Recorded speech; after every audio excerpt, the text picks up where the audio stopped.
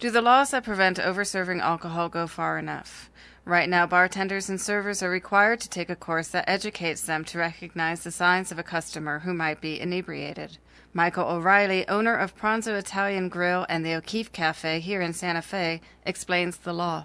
The law requires that all alcohol servers, whether they're in a gas station, a supermarket, or in a restaurant, be certified by the state after a course, obtaining, especially for buy the drink, obtaining a New Mexico server permit.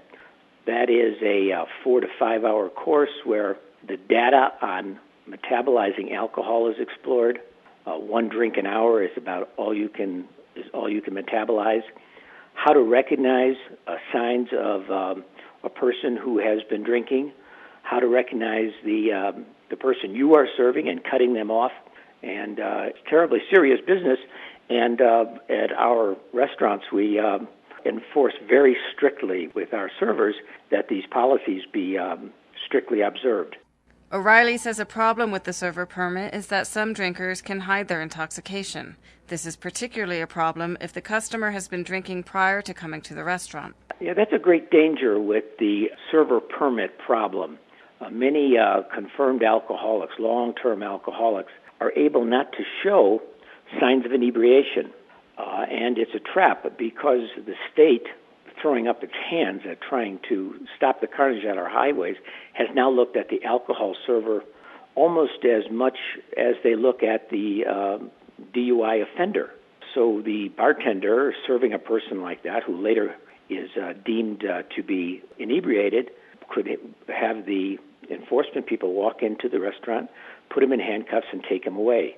Many, many times, the restaurant industry and I personally believe that the focus on the server is overdone, and that the focus on the multiple offender, 3, 4, 5 DUIs, this fella or woman has a serious disease and needs to be cut off completely from alcohol. That brings up the question: how do you recognize that person?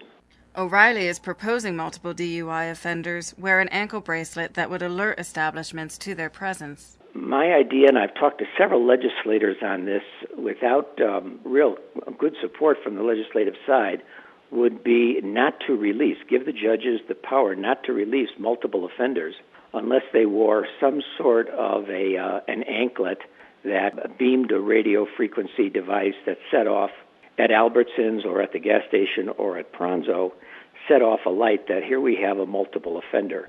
O'Reilly says the ankle bracelet is a simple device that would be easy to install. It would be a very simple device to hook up in a restaurant. My car operates without a key because the key's in my pocket.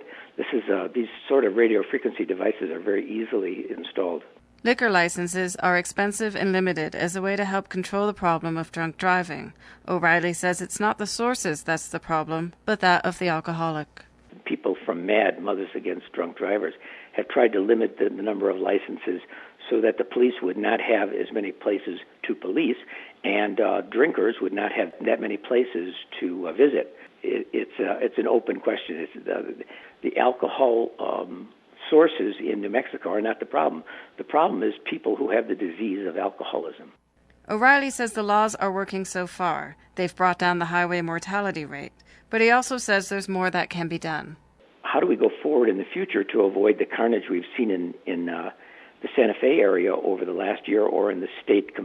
I think we have to go beyond policing the servers, which is a good program, but I don't wish to eliminate it. What I'm saying is that judges have to be given the power to take a multiple DUI offender and say, this guy's got a disease, it's a lifetime disease, he may fall out of his sobriety and go out and kill somebody. Therefore, we need to cut him off from alcohol.